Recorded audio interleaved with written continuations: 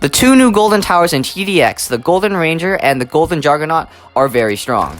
In fact, they are quite game-changing, because the Golden Juggernaut has stun immunity and a very overpowered ability, as well as the Golden Ranger, which can stun bosses and has that really good early game DPS.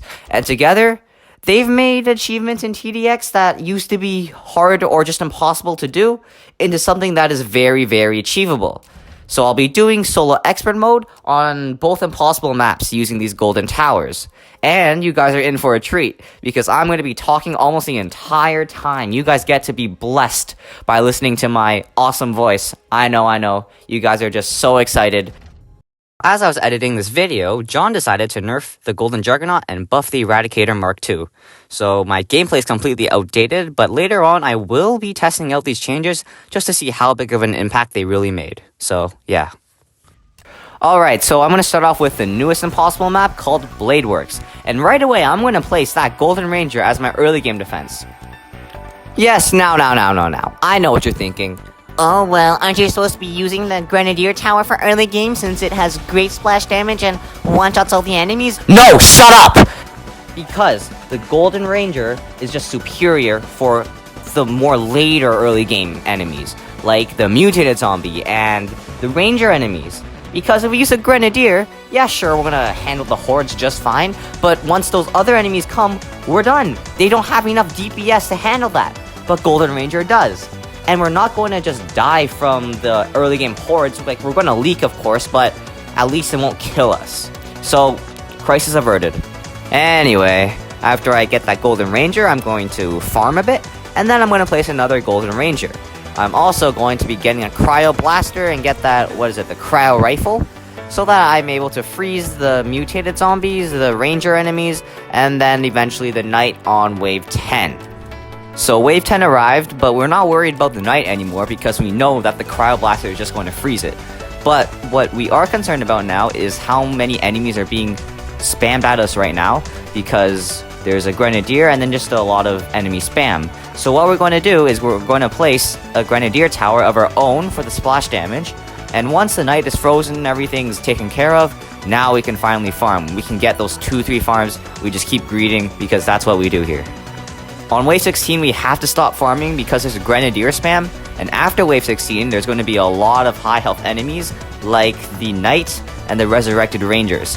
As well, they're going to be stealth, right? So we can't exactly freeze them, so we need more Golden Rangers, and eventually, the Golden Juggernaut. Once my Golden Juggernaut is upgraded to have the stealth detection, I know that wave 19 is not going to be a problem. Elite Grenadier is just going to die easily.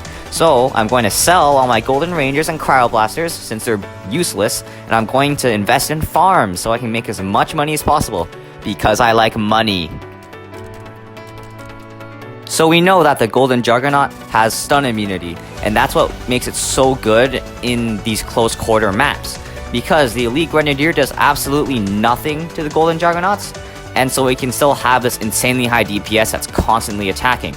And this is especially useful for wave 22, where the Charger Boss, the Elite Grenadier, and the monsters come.